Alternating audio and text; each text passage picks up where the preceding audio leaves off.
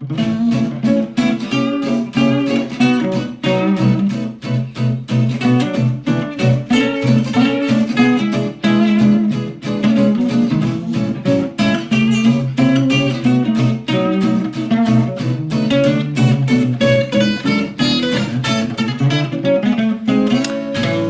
I'm talking to Bernadette Russell. Hi. Hello. Hi, Bernadette. Hi. How are you? I'm all right, thank you. Good. Thanks for joining me. It's lovely. It's a pleasure. You look very beautifully lit, if I may say so, Vic. There's completely by chance. It's the only place I've got that I can actually record this in. It reminded me, Vic. It is of course a full moon tonight. And so maybe we shouldn't continue talking after the moon is risen, just in case. Yes, absolutely. Just I was going to say turn into a lay-by or whatever it was. No. Excellent. Right. So first question, traditional first question, which is, what do you do? Oh, that's a hell of a question. Do you mean what do I do for a living? Well, no, that you can answer this in any way you want. Okay, so it's a good question. It's a good question.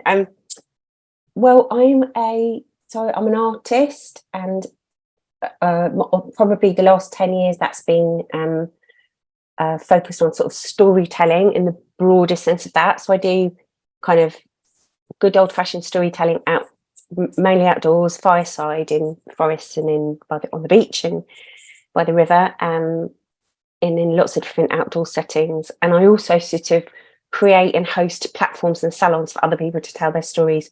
So sometimes they're mythological, folklore kind of stories, and sometimes they're real life stories. And I work with words and stories, and in lots of sort of context and visual arts context as well. So yeah.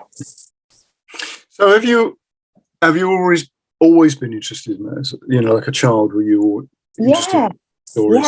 Yeah, spot on, absolutely. I think I was quite shy. Well, no, shy is probably not right. I was one of those sort of kids that had a few very strong friendships, and I was either had my nose in a book or I was inventing very complicated games with extremely complicated narratives. So I was always interested in story. I came from a theatre background, so I toured in theatre for many years and cabaret. So I was MC and host in Madame JoJos in Soho in London for many years. So sort of theatre cabaret background, and then kind of went back to story, mainly because I think it's a really lovely, a little bit like being a musician in that you're self-sufficient. You just need yourself and your song, or you just need yourself and your story, and then you can do it once you've got someone there. So yeah, have always really been interested in story and in the power of stories to encourage people, to create community, as well as to entertain. So yeah, it's always been about story. Yeah, because I use a lot of ideas about stories and narrative. To do with music, because I like to I sort of pose the question to people about what is it that makes us human, and there's certain elements that other animals do, like dreaming. Obviously, that's a good one. You've only got to watch a cat or a dog snoozing, and they're obviously dreaming. And then you start looking at things and think, well, if they're doing it, then obviously a lot of other things are doing it. So then where does it stop? It could be the trees are dreaming, and of course, if you go back to that idea of dreaming, it's in Aboriginal thought, it's in ancient Hindu Upanishad stuff. But then the next thing is storytelling. That seems to be how we map our way of looking at the world and exploring the world. And I think we've sort of forgotten that. But when I sort of explain it to people and say, look, when you're playing a piece of music, if it doesn't sort of have a narrative, if it doesn't sort of flow, in other words, like a player, it doesn't groove. It sort of irritates and it just doesn't fit properly. So there is something deeply in our sort of psychology about having something that has like a narrative arc. It's going somewhere in time. You know what I'm sort of saying? Yeah. So I've always been interested in that aspect of how stories work. And you're saying what you're doing, where you're coming back to stories. I mean, did you realise early on that you had a knack for that, or is it just something that you took for granted? Or no, I think I did realise I have a knack for it. I think just to explain a little bit as well. So I've always worked in story, because theatre is about story, obviously, as well. Yeah. But I suppose what I meant was more the simplicity of the delivery interests me. So even though I loved it, I still really love theatre, but it can be quite heavy and cumbersome and involves lots of people and shenanigans and money and funding. So I became more and more attracted. It happened over COVID, actually, with thinking, actually, all I need is a group of people and a space. Yes. I don't need anything else. And in the same way that if you're playing songs in the forest on your acoustic guitar, it's a beautiful thing, I think. And I think I agree with you about us being, we're meaning making creatures, aren't we? And so stories are a way we make sense of the world. Yes. Yeah. Although I was writing in residence, very luckily, over lockdown with my friend Sophie Austin. We were writers in residence at Lesners Abbey Wood, which is an ancient woodland in South East London. Right. And we actually, I think this probably interests you, given what you've said, we were interested in exploring what stories foxes might tell, and what stories crows might tell, and what stories the pond might tell. Yes. So to have a sort of animistic approach to the idea of storytelling, because we don't know, because we don't speak those languages, and certainly not well enough. And it was really interesting, that sort of research, sort of finding out the sophistication of animal language, and just thinking about, what stories animals might tell if they did tell, and the sort of deep mythological connections between humans and other earthlings was really lovely. But it's funny, you said that, because I would agree with you, Vic, although I have worked with people, visual artists, who say, I'm not interested in narrative, that doesn't do it for me. I don't want to be told, the journey. So that's interesting, because it sounds like you, I very much respond to narrative. But I think I've realised through working with people from sort of different backgrounds, not everybody does. Some people prefer a less prescriptive narrative. Perhaps it won't feel to them that it's a prescriptive narrative. So that's really interesting. But I definitely do. I definitely like that art. Yeah. I think what I was sort of meaning by that, because if you go back as far as we can possibly go, then it's not really that the narrative has any meaning necessarily. It could be a series of events that happen in a space of time, because otherwise because I was thinking about this from the point of view of what makes something interesting, right? And I remember reading there was a book by a guy called Jerry Coker, who was like a jazz musician and educator, and I think it was something to do with Berkeley at the time. But he had this thing about, in fact, it was somebody at Berkeley who had come up with this idea that your ability to, it was this 80-20 thing sort of idea, right? That you've got to be able to predict most of what's going to happen. But there should be a certain percentage that you don't expect or catches you off guard. And that makes it interesting and makes it exciting. Now, if there's too much of that, you just find it's a bit odd and maybe meaningless. You just can't find a meaning in it. And I was interested in that, because it's like, well, musicians listen to a wider range of music than people who aren't necessarily musicians. I mean, that's a general thing, because obviously they're familiar with a lot of stuff, so they're always looking for that extra bit. And you would say, that would happen again with any form of art. You would be looking at the boundaries of things to inspire you. You wouldn't necessarily find your inspiration from inside the ideas that you already have, unless you can look at them in a different way. So I think when you're saying about artists who don't want a narrative, it's not necessarily that there is a story, because they'll make their own story, if you see what I mean. But it's not fragmented necessarily. This is what I'm sort of, I'm sort of toying with this because I see it a lot when people try to be creative who they've had all the education that you could possibly need, if you see what I mean. They've been to school, they've been to college, been to university, they've got, this, and now they're professional, whatever. And they can't unlock from that. They find it really difficult to create something different.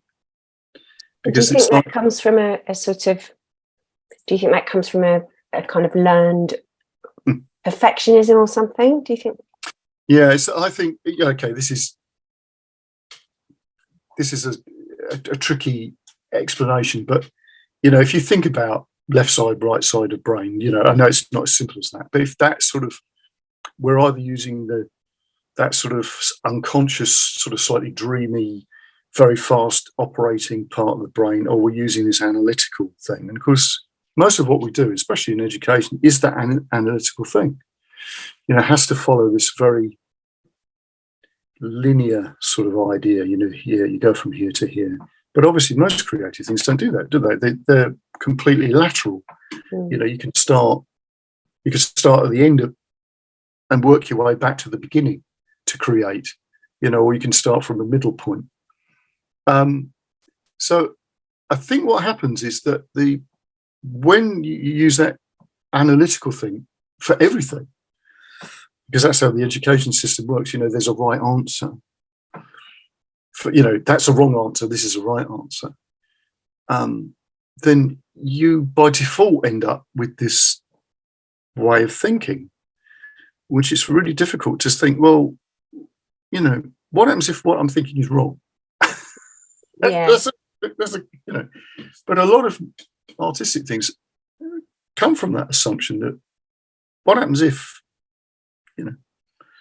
it's different. The map is different.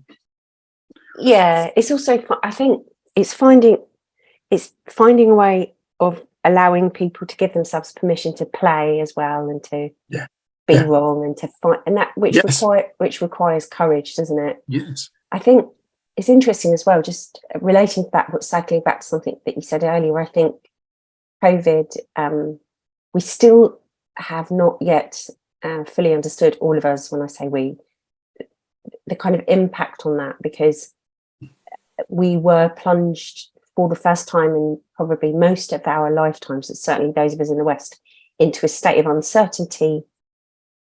And for some people, a kind of state of forced idleness, certainly not me, but some people and so we are shaken by that. And I think that, as well as being a difficult hardship, of course it was also a gift, right?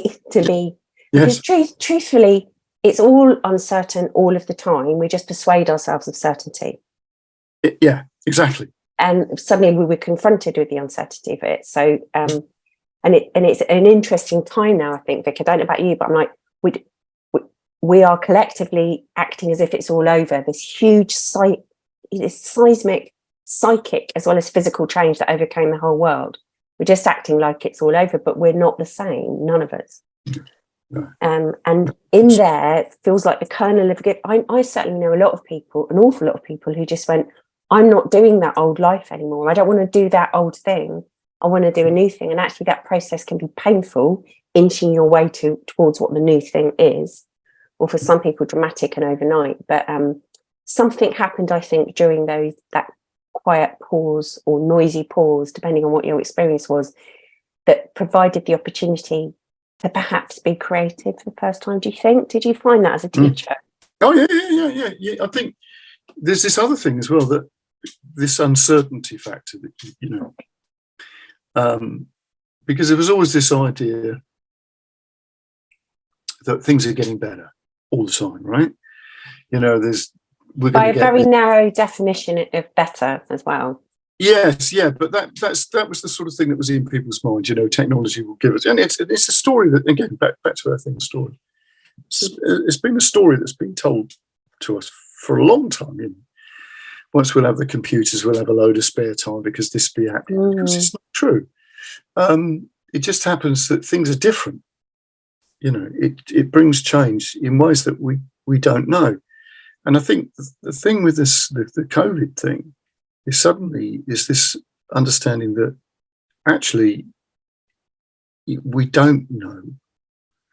Things are far less certain than, you know, but they are uncertain. It's just that generally we don't see it.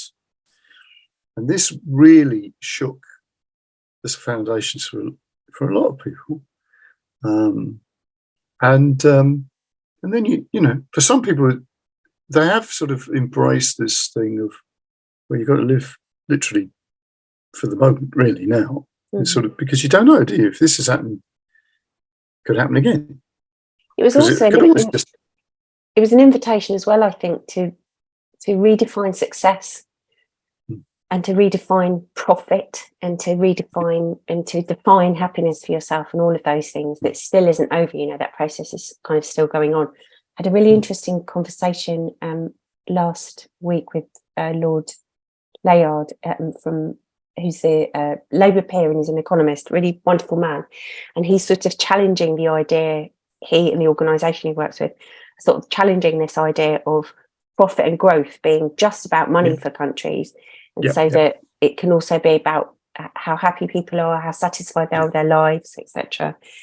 And it was really encouraging talking to him because he's, you know, he's a leading world economist and in some ways was not instrumental to this sort of the concept of GDP, but was certainly influenced by that conversation. That there can be, I'm very heartened by the fact that this uncertainty and this shaking up, even though it's subtle at the moment, I think has challenged things on quite a deep level, including what do we mean when we say success? What does that mean? What do we mean when we say profit? What does that mean? What do we mean when we say happy or content? And we have to be brave. We've got to be brave and strong and courageous. And like you said as well, tell a different story of the way the world might be or is. Exactly.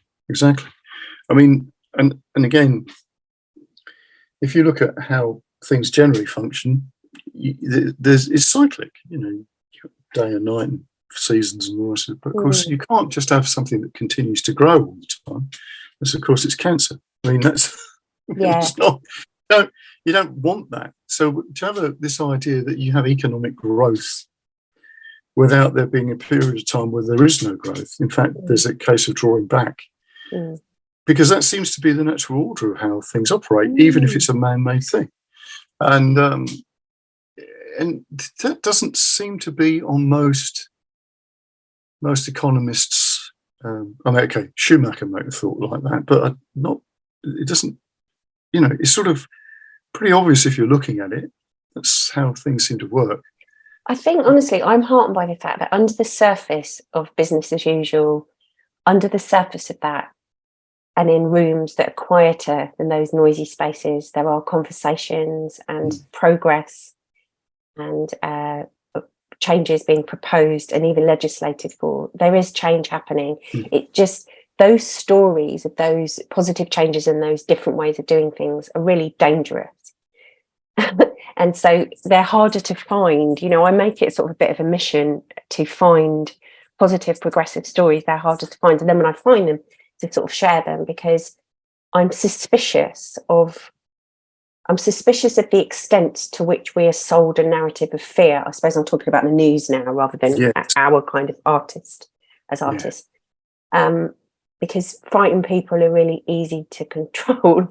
I'm not trying to propose that I'm a conspiracy theorist, more that if you engage with the news on a very sort of social media level or mainstream media level, most of the messaging is everything's awful, you must be afraid, you know, and so you can't blame people really for either disengaging from sort of political process or just feeling really hopeless and getting lost with a box of cheap wine.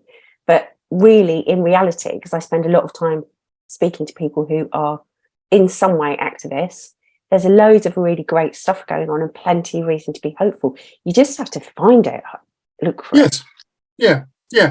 And this has been something that I was, you know, I've been aware of for a long time. I remember writing a song when I was in my 20s about, one of the lines is about somebody gets mugged in Leeds and everybody shuts their doors type of idea. It's like, well, these things go on.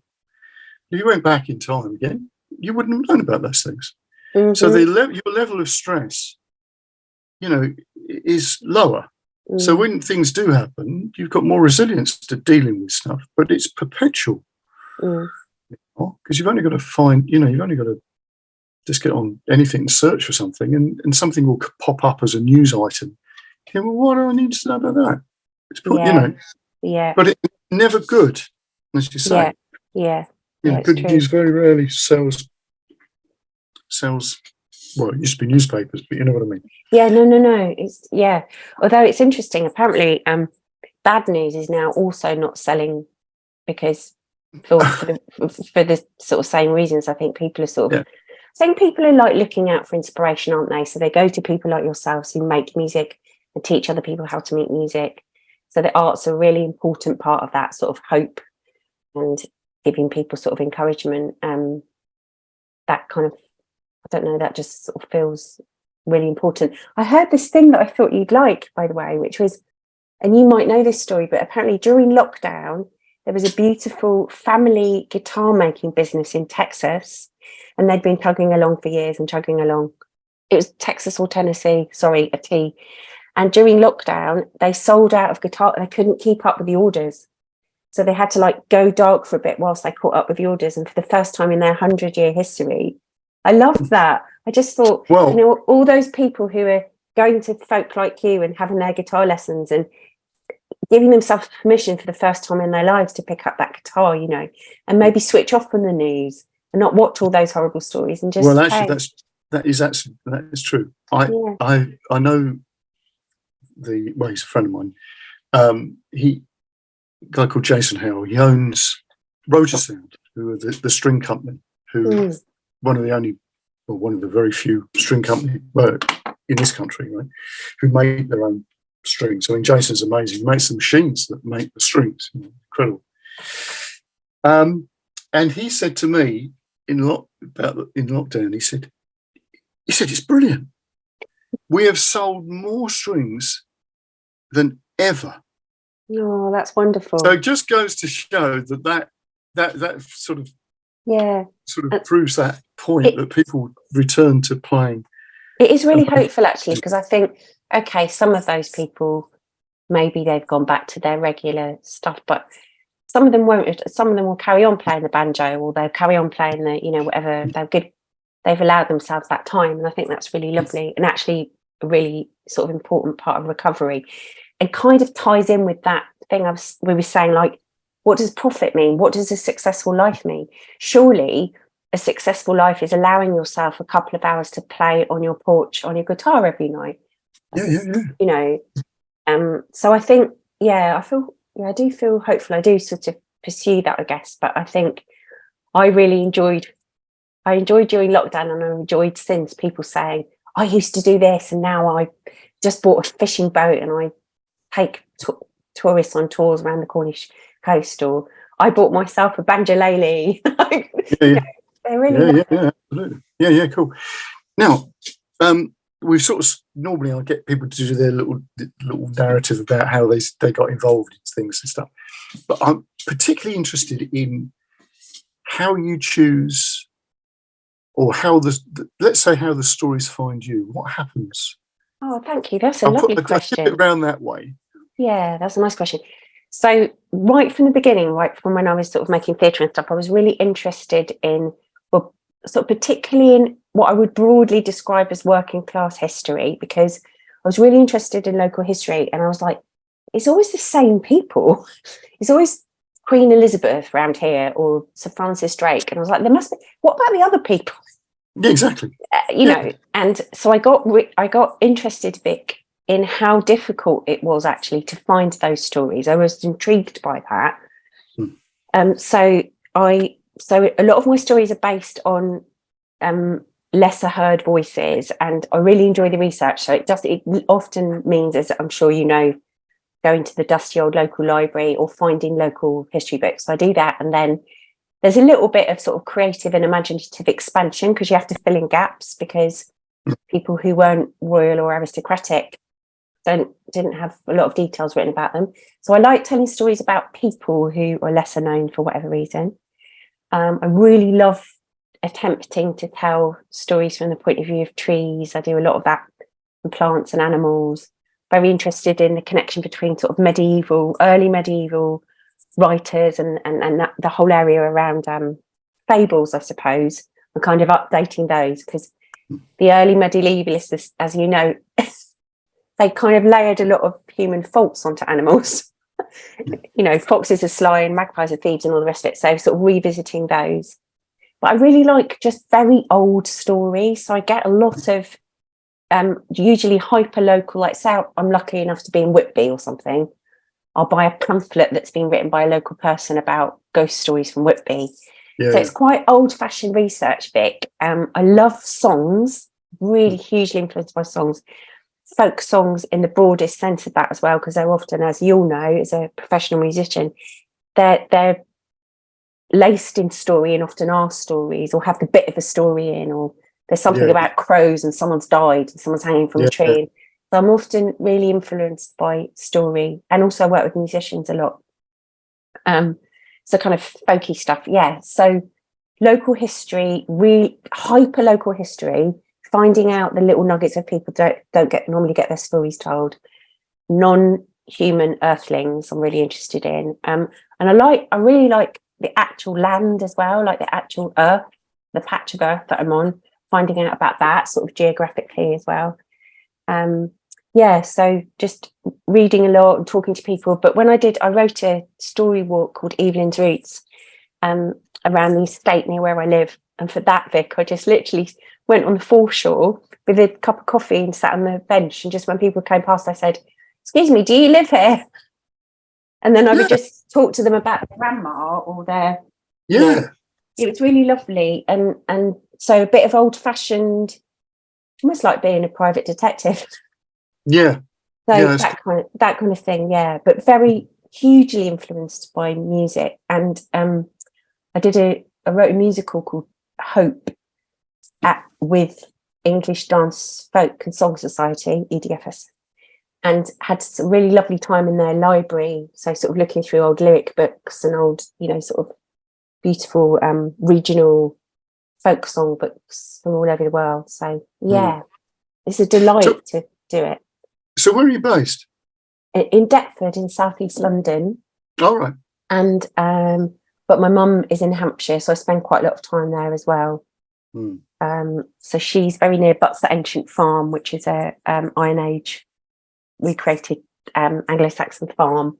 So I do a lot of stuff there as well. Oh, do you? Where are you? Well, I'm down in Sussex, but lovely. spent a lot of time. I grew up in Cornwall, but I spent a lot of time in Kent. But the interesting thing here now, I'm just going to throw this at you because there might be something that you go, oh yeah. We had my late wife's family lived in Whitby for a while. I was quite interested when you said that. But so that was my mother-in-law. She gets a phone call from somebody who's doing the family tree. This guy's in Australia, and he said, he explained who he was and all the rest of it, and he was researching this part of the family, but it was actually her husband's side that he was interested in, this particular line. And so she's in Whitby at this point, and he said, yes, because what I found is that some of the family are buried in some churches in Kent. So they'd moved from Kent to Whitby at this point. So they lived near Mepham. Somebody was buried in the churchyard at Mepham. Somebody was buried in the churchyard at Falcombe, which is not far away from there, and somebody else in Longfield or Hartley. So Hartley is where they used to live before they moved to Mepham. Mm. So the family, what happened with the family was they'd been in Kent.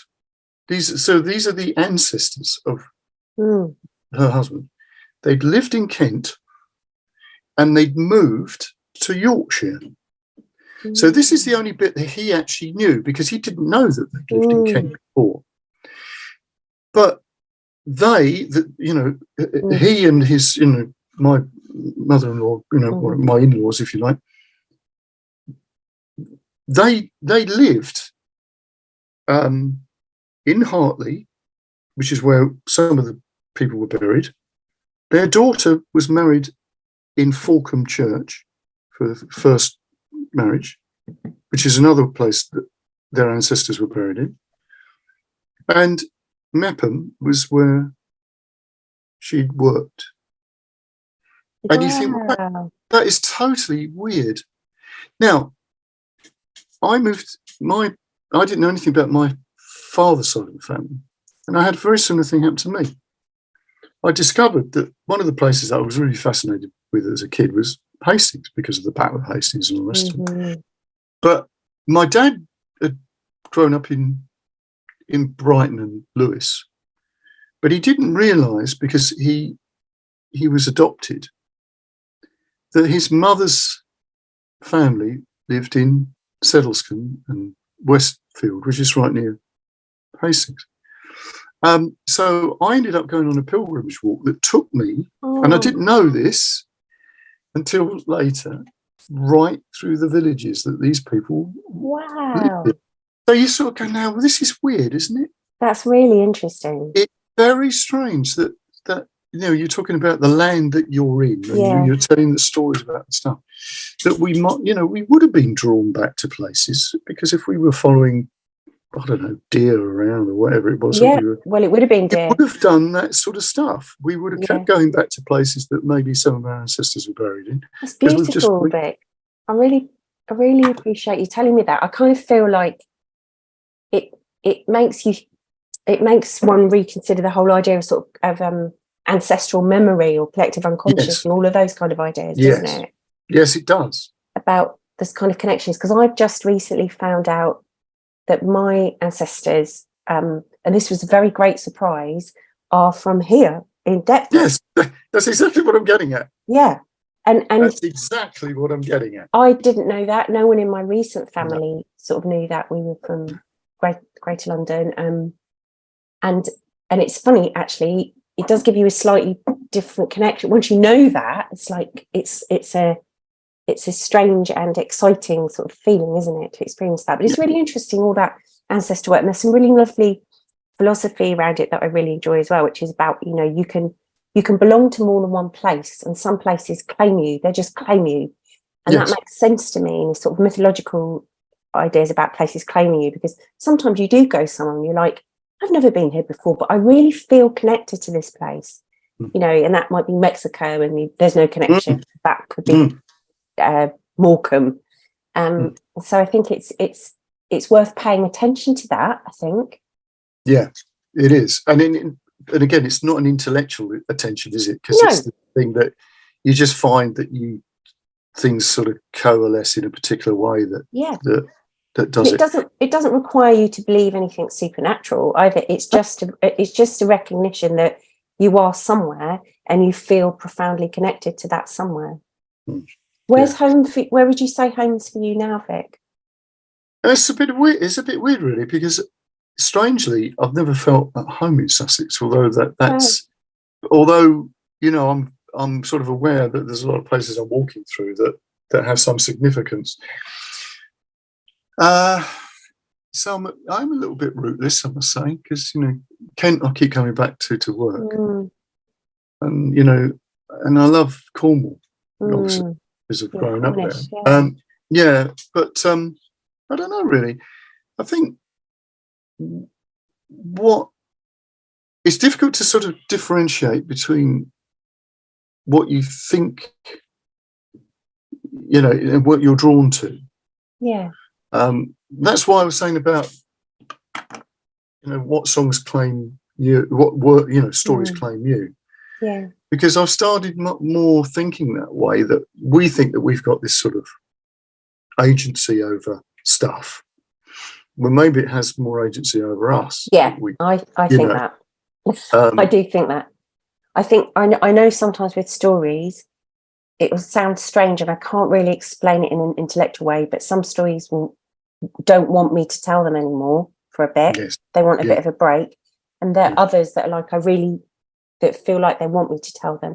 And I've had processes as well where, so I do sometimes feel like a story is tugging my sleeve. Someone is wanting to be told, and that is not, and that I'm just this kind of channel. It's not really anything to do with me. That feels appropriate. It's a kind of shamanistic experience, I suppose. And I see that in music and musicians as well. Yes, yeah, definitely. Yeah. And it's humbling, and it in a good way. It's humbling. It's good to be humble about that. But for mine, it's very much about. It's always about if I think that someone's story is not being told, and folk music, and I mean in the broadest sense of that, punk, folk, the blues, all of that sort of bluegrass. That also belongs to that world of the lesser known stories, doesn't it? And the lesser known people. I find that sort of really beautiful. Yeah, so I've always felt sort of, kind of really emotional connection to music, that kind of music, I think, that's on the outside. Also, the other thing about that is when you realise that you're not in charge, but you're part of the process. And I'll have to quote Keith Richards' thing about the songs are already out there. You just have to hook them in, type of thing. What it does is it gets you out of the way enough for the thing to happen. All the time you think that you're doing the song, you're getting in the way. But if you can get out of that and realise that you're just allowing that to come through, and I would have thought that's the same for any creative process. The piece of artwork, whatever it is. Yeah, it's really beautiful. Yeah, but so as a process, it's a good way to think. Because obviously when I say that to that's a lot of people, they sort of look at me a bit like, oh God, what's this? But I often say, well, but if you do that, you'll find it's much more creative. You'll be more successful. Yeah. In the process, because it's not down to you. No. You're part of it, but it's not down to you. You've got to allow it. And it's less pressure on us, right? Totally. Exactly saying that to yourself, it's not down to you, and you're a conduit, or you were part of it as well. And also linking back to the conversation about sort of ancestral stuff, behind you and legions of people who have got you here, got us all here as human beings, making instruments and playing music and telling stories and having experiences and having battles and getting born and all the rest of it and traveling. So you're not on your own, and it's not your entire responsibility. Is actually really liberating, isn't it? It is. But again, you see, that goes back to that thing we were saying about people intellectualizing about everything or commoditizing something. Once you unpick that and realize, well, it's, if a song wants to arrive and it's going to turn up in a fashion that you didn't expect, it's nothing to do with you. No. It's the same with the story. If a story seems to want to be told, you don't actually know what the impact that's going to have on the listener. No. You don't, because you can tell something and think, don't know if that went that well, and somebody will come up to you afterwards and go, do you know that was my favourite song, or whatever it reminded me of, or the same thing with the story that just meant so much, and you don't know that. No, and it's not for you to know it. No. There's a sort of surrender in that, isn't there? It's really lovely. Yes. I started working because I write as well for a living. I started really leaning into Vic, sort of, a proper oral tradition of telling. So I still write because that's my main money living, I suppose. But when I'm telling, I don't write the stories down anymore. I don't write them at all. I fully commit to an oral tradition. So I'll find the story and then I go walking. I always walk them. So I'll go for a long walk. I tell myself the story. I work out that I know what's going on and who's doing what. And I do that a couple of times. So my rehearsals are walking. I never write anything down. sometimes if I want to get a name right and it's difficult, I might write the name down, but that's it. And that's really freeing, because what happens is when you come to telling it live, you're not entirely sure what you're going to say. No. It's a bit like improvising music, isn't it? Yes. And actually, in that situation, as a solo storyteller as well, the rest of the band, if you like, to go with that analogy, are improvising with you. So so there's always play between you and all the listeners. So it's not a passive role to listen, but to be active in the story. So I've really enjoyed that as well, properly 100%, more or less 100% improvising, so that I know what I'm going to tell. But if I'm outside and in the audience, if you like, there's someone that's laughing a lot, I will use that, in the same way I'm sure that you do as a musician in those. Yeah. And I think that's another thing that, if you think about stories, a story can be very old, but it can also be relevant now. Yeah. It can also be the story of now. And, I know a couple of really good storytellers who I've sort of sat and listened to, and this idea of bringing something in that's current now and just dropping it into a story about, I don't know, some Siberian foxwoman story type of thing, it could be a sort of a Norse saga or something. And it could be, they were sitting under this oak tree that you're sitting under. And then suddenly you're in that. You're in that space.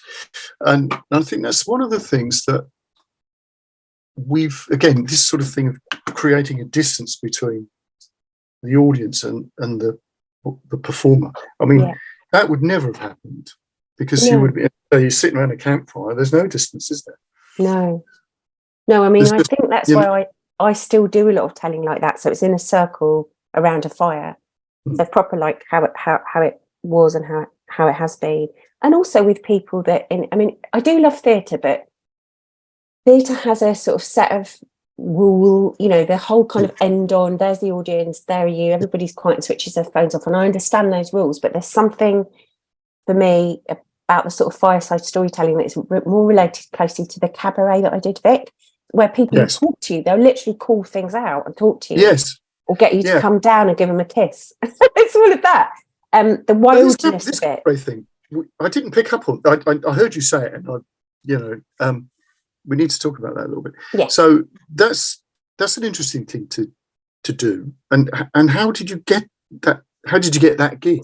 Yeah, so I was in a double act for a number of years, and that came from just really loving comedy, really loving, particularly sort of kind of storytelling comedy. I loved like Morecambe and Wise and Norman Wisdom, and I used to watch those kind of folks with my grandparents. And so I was in a double act, and at that point was sort of doing, I would describe it as a cabaret act. We had the costumes and that, but in a sort of stand-up environment. And then I started emceeing, just sort of got to know that kind of community of people, started emceeing and comparing for burlesque and cabaret through sort of doing that. So I was at Madame JoJos for quite a long time, actually. Was the compare for a company called The Cheek of It. I've had quite a big gap from cabaret, but I've just started to do comparing again. So I really enjoy it, and I'm trying to now, Vic, at the moment, I'm experimenting with bringing storytelling into cabaret and burlesque a little bit as an MC, just see how it works, just see how that works. So I really enjoy it. I like the wildness of it. I think it's really democratic, because you don't, you can show up and do an act at a cabaret. You don't need to have got thousands of pounds funding from the Arts Council. You could just be like anyone. You just have an idea, you play your song, you tell your jokes, you do your act, whatever. So I always preferred those slightly wild spaces that were about people doing their thing, and kind of So really wonderful sort of place, and it really toughens you up as well, because people absolutely they don't really mean, but they certainly don't behave themselves. No, but that's more real, isn't it? Yeah, it is. I never really got people being mean to me, but they'd talk to you, or they'd say, "I can't hear you, do that a bit again." It's just a kind of more of a honest relationship. Yeah, it's not so formal. Yeah, exactly. Yeah, Not so formal. yeah. So I was really grateful for having that experience. It was tough as well, but it means that I'm confident pretty much in any circumstance now because I came up through cabaret and stand up. So Yeah, that's right. Yeah, I can imagine. It's a bit I like did improv. or it's a bit like, for yourself as a musician, if you're playing, we've all done tough gigs. Mm. They can be tough, but they also can be really good for you, actually, Yeah, because yeah. you've survived them. And then afterwards you're like, well, I survived that. I did that. And it gets easier. So I'm really sort of grateful for that. And very much sort of part of the, queer cabaret sort of community. And I loved being part of that as well, because it's like everyone's welcome. It doesn't matter who you are, what you look like, how you identify, everyone is welcome. So Yeah. I enjoyed that as well. Yeah. That's good. So you said you're doing a lot of writing. What sort of thing are you doing? So I'm writing, this is my 6th book, and this one is this story of so I suppose the thing that I'm probably most well known for is this project I did called 366 Days of Kindness. Yes, that was on the BBC, wasn't it? Yeah, and but what I actually haven't ever done, Vic, is write. I've made a show about that, which is a kind of storytelling show actually, but I've never told the story of that year. So I decided to do that, and the book's peppered through with interviews with various different people who in some way are engaged with trying to make the world a better place. I'm talking to the CEO of Compassion in World Farming. I spoke to Lord Layard, as I said, Ben Oakrey, Marcus Freshford. I've been to speak to. So there's lots of conversations with people in it, and it's about sort of the power of kindness, really, and the power of community, and the story of that year. So yeah, I'm writing that. It's quite slow going because I'm obviously trying to have conversations with people who are very busy themselves. So, but it's really lovely. Yeah, it's really nice. Yeah. I'm just writing books is tough going. Have you done it? Have you? Well, I've just finished a book. Well done. But it's just had the final sort of proofread. So that's wonderful. But it just takes so long, doesn't it? You can't sort of think, I'll just knock out a book, it'll be done in 6 months. It's like 10 years later. Well, you see, an equal blessing and a curse, Vic. My first 5 books, I had really tight deadlines for. The first 4 were quite short, and the 5th one, I just had to write it in 14 weeks. Yeah. So there's some blessing in having a really tight deadline. I haven't got that for this one, so I hear you. It does. I'm not sure whether I think there are pros and cons to both of those things, aren't there? Because if I said to you, Vic, you've got I'm going to pay you £100,000, but you've got to have written a new book in 16 weeks, you'd do it, right? Yeah, of course I would. And probably your hair would go grey, and you wouldn't eat any dinner, but you do it. So there are advantages, but I think there's also something about the depth of spending 10 years with an idea. Yeah. It's beautiful to spend time with something. So, but congratulations, that's brilliant. Have you had someone? Even the achievement of doing it, Vic. Yeah. You know what I mean? Have you got a publisher for it yet? Sorry? Well, I'm actually going to self-publish it because I've got a lot of contact. Yeah. So, I mean, I'm used to producing CDs and stuff like that. So you get used to the process, and you get used to sort of the pitfalls of like doing the project, and then learning that actually once you finish the project, you've then got to sell it. Yeah. Which is another process completely, and it's quite easy just to sort of shelve. You've done that and it's finished. No, you haven't. You've got to sell it. So I've got better at doing that over the years. It's interesting. I've always had a publisher, but I went to a lecture at the British Museum from this really wonderful woman who is an advocate of self-publishing, and it was a lecture about how to do it. And it was really interesting. It was very persuasive, actually. I thought it's really empowering self-publishing. I think you have to be particular. It's not for everyone. No, it's not. But I think it's really empowering. She said something really interesting, Bit. She said, what you need is quantity. So has churned out, in her words, a lot of books. So she's got, I think, 8 books on her like self-publishing shelf. And so she makes a living from it because she's got 8. So I thought that was really interesting. And because, as I've been saying to you, I prefer the wild end of art. Self-publishing thing's part of that, isn't it? It's that got that sort of punk DIY. Yeah, and that's Love one of and the thing is, you do need help to finish the project off. There's no doubt about it. You can't just do that on your own. No. And I'm working with somebody who helps people self-publish anyway. But because of the format that the book's in, because it's about creativity anyway, right? So the format of the book actually is showing you the process in itself. So it's not it's not a standard book, where it's got this narrative that goes from beginning to end. It's sort of it's more like a collection of things sort of put together, a bit like, well, I use Sergeant Pepper as the template. So the actual album. So Sergeant Pepper is just a random selection of tracks, but it looks like it's a concept album, which it isn't. Yeah. But it looks like it is because they've obviously used cut up to do that process, and I've done the same thing. But it actually demonstrates, the whole book shows you how it works. It's not just the book telling you, but when you look at how the book's put together, you can actually see what I've done. And I sort of punned on things and the rest of it. So it's been an interesting sort of process. So it's, but we'll see. Yeah, let me know when there's somewhere to order it from, Vic. Oh, okay, that's very kind. Of course. Yeah, let me know. Has it got a title yet? Yeah, music, magic, and NLP. So I do a lot of NLP stuff. So. Well, everything to love about all of those 3 things.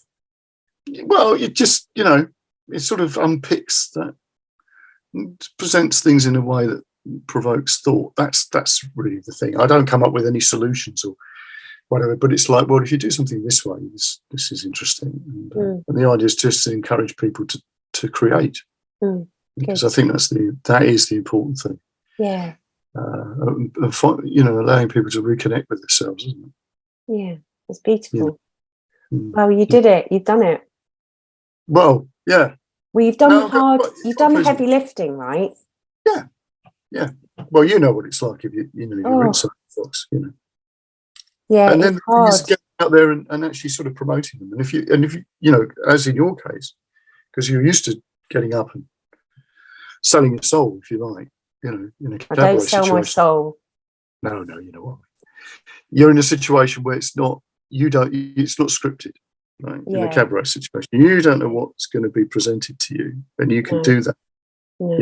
I should say bearing your soul is probably a better one. Yeah. But it's, once you're good at doing that, then you realise actually it's all about how you put the thing across. Yeah. Isn't it? Yeah, it is. Yeah. There's a lot of work around. I mean, it's funny because I think I know you'll know as well. You sort of finish the book, which is an enormous journey in itself. And then there's the second part of the enormous journey, which is selling it.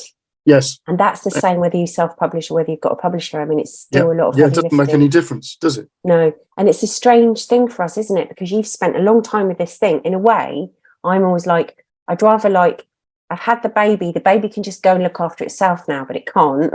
No, exactly. That's a very good analogy. Yeah. Actually. You have to look after the baby, otherwise it will die. Yeah, exactly. So I think that's the thing that, again, if you if you think of that, that's a natural phenomenon, right? Yeah. Having a child and then looking after it and nurturing it and bringing it into the world, right? Well, that's exactly what happens when you create, isn't it? Before it's able to go and do its own thing, there's a lot of process involved. Yeah, there is.